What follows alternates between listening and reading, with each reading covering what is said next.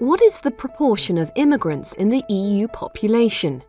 7%, 16%, or 23%? Most Europeans think it's 16% or higher. They're wrong. It's actually 7%.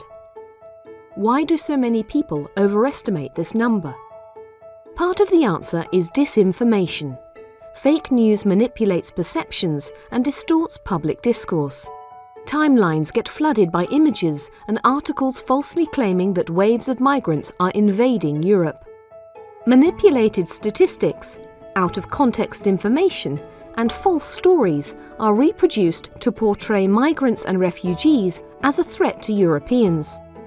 Online disinformation is everywhere, but fake news about migrants and refugees is especially pervasive. Why is migration such an easy target? It's a complex subject, difficult to communicate about in simple terms. It can be linked to sensitive issues: religion and identity, jobs and security. Disinformation appeals to people's values and beliefs. It amplifies their concerns and anxieties. And lies can travel faster than the truth. The fight against disinformation is at the centre of many recent public and civil society initiatives. The EU Digital Services Act seeks to facilitate the removal of illegal content online and increase transparency and accountability. Across Europe, fact-checkers verify online content and expose lies spread daily by disinformation actors.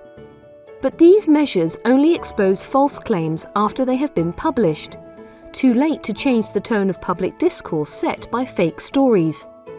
That is why the EU needs to switch from a reactive to a proactive approach, a pre-bunking strategy centred on foresight, media and information literacy, creating the conditions for a more balanced and informed debate about migration.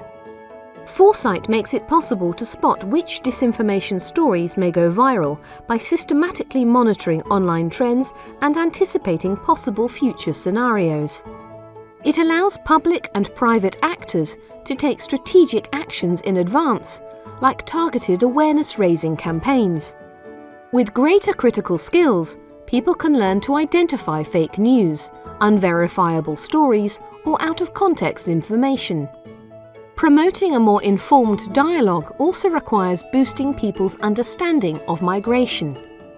Key intermediaries between policymakers and the public, such as journalists and school teachers, should receive subject-specific training. Migration literacy would enable them to avoid reproducing disinformation unintentionally. Beyond these pre-bunking methods, politicians and public figures have a particular responsibility to talk about migration in a truthful and measured way. Evidence-based stories and messages that acknowledge people's potential concerns without inflating them and at the same time offer a more positive, balanced view of migration can help reframe the debate away from divisive disinformation narratives.